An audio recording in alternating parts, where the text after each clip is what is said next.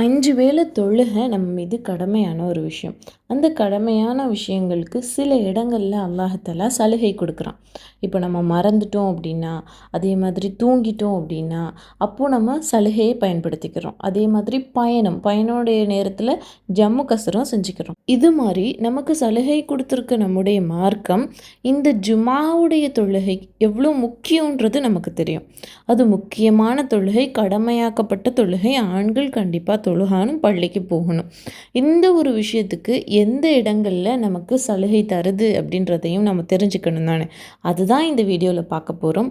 அதுக்கு முன்னாடி நம்முடைய சேனலை ஃபர்ஸ்ட் டைம் பார்க்குறீங்க அப்படின்னா கண்டிப்பாக சப்ஸ்கிரைப் பண்ணிக்கோங்க. அப்போ தான் நாம் போடக்கூடிய வீடியோ உங்களை ரீச் ஆகும். வாங்க வீடியோக்குள்ளே போகலாம். அஸ்ஸலாமு அலைக்கும் வரஹ்மத்துல்லாஹி வபரகாத்துஹு. ஜும்மாவுடைய தொழுகையை பொறுத்தவரை நம்முடைய மார்க்கம் அது ரொம்பவும் வலியுறுத்தி சொல்லக்கூடிய ஒரு தொழுகை. அல்லாஹ் தஆலா கூட ரொம்ப இம்பார்ட்டன்ட் சொல்லியிருக்கான். நிறைய ஹதீஸ்கள் இருக்குது, நிறைய குர்ஆன் வசனங்கள் இருக்குது. அப்போது நாம் ஒரு விஷயம் மட்டும் எடுத்துப்போம். அல்லாஹ் தஆலா சொல்லி காமிக்கிறான், யா ஐயுஹல்லதீன ஆமனு இதா நூதிய லிஸ்ஸலாத்தி மின் யௌமில் ஜும்ஆ ஃபஸஅவ் இலா திக்ரில்லாஹி வதருல் பைஅ தாலிக்கும் ஹைருல்லக்கும் இன் குன்தும் தஅலமூன். நம்பிக்கை கொண்டவங்களே, வெள்ளிக்கிழமை தொழுகைக்காக அழைக்கப்பட்டால் அல்லாஹுவை நினைக்கிறதுக்காக விரைங்க, ஓடுங்க. நீங்கள் உங்களுக்கு தொழுகை அழைக்கப்பட்டுருச்சுன்னா ஜுமாவுடைய தொழுகைக்கு நீங்கள் ஓடுங்க. வியாபாரத்து எல்லாத்தையும் நீங்கள் விட்டுருங்க. நீங்கள் அறிந்தால் இதுவே உங்களுக்கு நல்லது அப்படின்னு அல்லாஹ் தஆலா தன்னுடைய திருமறை குர்ஆனில் சொல்லி காமிக்கிறான். ஸோ ஜும்மாவுடைய தொழுகை ரொம்ப முக்கியமான ஒரு தொழுகை அப்படின்ற ஒரு விஷயம் நம்ம பார்த்தோம். அதே மாதிரி இந்த தொழுகை எவ்வளோ முக்கியமானதாக இருந்தாலும் ஒரு சில இடங்களில் நமக்கு அல்லாஹ் தஆலா சலுகை கொடுக்குறான். மற்ற மதங்களை எடுத்துக்கங்களேன், அவங்க என்ன கஷ்டப்பட்டாலும் கடவுளுக்கு செய்ய வேண்டியதை செஞ்சிடணும் அப்படின்னு நினைப்பாங்க. ஏன்னா அது கடவுள் குத்தமாயிடும். கடன் வாங்கியாவது அதை செஞ்சு முடிச்சிடணும். ஒரு நேர்த்தியோ ஏதோ ஒரு விஷயம் அது அவங்களுக்கு செஞ்சிடணும். ஏன்னா அது கடவுள் குத்தமாயிடும், நம்ம தண்டிக்கப்பட்டுருவோம், அப்படியெல்லாம் பேசுவாங்க. ஆனால் இஸ்லாமிய மார்க்கம் நமக்கு அப்படி அல்ல.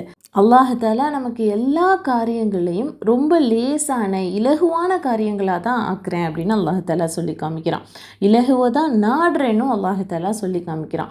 ஸோ அப்பேற்பட்ட மார்க்கத்தில் இருக்கிற நாம் எவ்வளோ முக்கியமான ஒரு விஷயமா இருந்தாலும் அது நமக்கு சிரமமாக இருக்குது அப்படின்னா அதுக்கு சலுகை இருக்குது. அதே மாதிரி தான் இந்த ஜும்மாவுடைய தொழுகை. இப்னு அப்பாஸ் ரலியல்லாஹு அவங்களுடைய காலத்தில் அவங்க ஜும்மாவுக்கு உரை நிகழ்த்துறவங்களாக இருக்காங்க. ஸோ அந்த சமயம் பாங்கு சொல்லக்கூடிய மாதின்ட்டு அவர் போய் பாங்கு சொல்கிறாங்க. தொழுகைக்காக ஜும்மாவுக்காக அழைக்கப்படும் போது ஹய்யால ஸலா, தொழுகையின் பக்கம் வாருங்க, ஹய்யாலல் ஃபலா, வெற்றியின் பக்கம் வாருங்க அப்படின்றது தானே சொல்லுவோம்.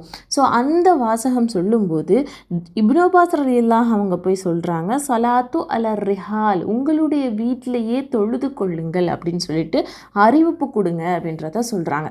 ஸோ பாங்கு சொல்கிறவர்கிட்ட இந்த வார்த்தையை இப்னு அப்பாஸ் ரலியல்லாஹு அவங்க சொல்கிறாங்க. என்ன வார்த்தை?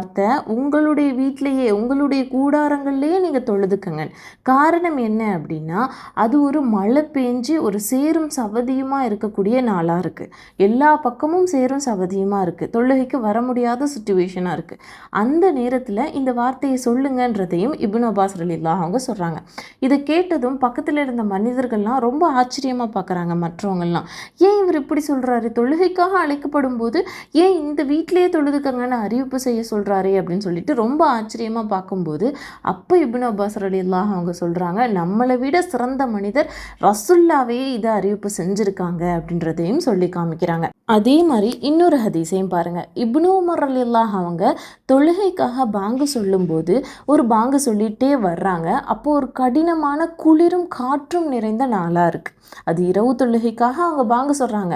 அந்த சமயம் நல்ல குளிரான காற்றடிச்சிட்ருக்கு, ரொம்ப குளிராக இருக்குது. ஸோ அந்த சமயம் பாங்கு சொல்லும்போது ஹய்யால ஸலா அந்த இடங்களில் அவரும் சொல்கிறாரு, அலா சல்லு ஃபிரிஹால், உங்களுடைய வீட்டிலையே தொழுதுக்கங்க, உங்களுடைய கூடாரங்கள்லேயே தொழுதுக்கங்கன்னு சொல்லிட்டு பாங்கு சொல்லும்போது இந்த வாசகத்தையும் சேர்த்து சொல்கிறாங்க.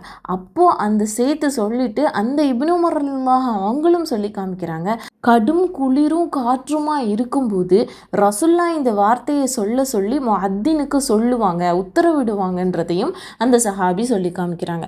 ஸோ நமக்கு கடும் குளிர் காற்று அந்த மாதிரியான சூழ்நிலையில் இருக்கோம், நல்ல மழை பெஞ்சிட்ருக்கு, நம்மளால் அந்த நேரம் போக முடியலை அப்படின்னா நம்ம வருத்தப்படணுன்ற அவசியமும் இல்லை. ஏன்னா நம்மளுடைய மார்க்கம் நமக்கு சலுகை தந்திருக்கு. இப்போ லாஸ்ட் வீக்கெல்லாம் பாருங்கள், ஜும்மாவுடைய நாள் வந்துச்சு. இப்போ யுஏயில் நல்ல மழை, நிறைய இடங்களில் தண்ணி கட்டி போய் நின்றுச்சு. இப்போ ஜும்மாவை பொறுத்தவரையும் நிறைய யுஏயில் வெளியில் நின்று தொழுவாங்க, பள்ளிக்குள்ளே நின்று தொழுகிறவங்களும் இருக்காங்க. அதையும் தாண்டி பள்ளி ஃபுல்லாகிடுச்சுன்னா வெளியிலையும் நின்று தொழுவாங்க. ஸோ வெளியில் கூட நின்று தொழுக முடியாத சூழ்நிலை இருந்துச்சு, ஏன்னா எங்கே பார்த்தாலும் தண்ணி. இந்த மாதிரி சூழ்நிலைகள் சில இடங்களில் வரும். ஆனால் இந்தியாவில் பல இடங்களில் அந்த மாதிரி சூழ்நிலைகள் இல்லை.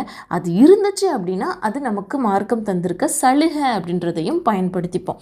ஏன்னா நம்முடைய மார்க்கம் அவ்வளோ இலகுவான மார்க்கங்கிறதையும் தெரிஞ்சுப்போம், வெற்றி அடைவோம். அஸ்ஸலாமு அலைக்கும் வரஹ்மத்துல்லாஹி வபரகாத்துஹு.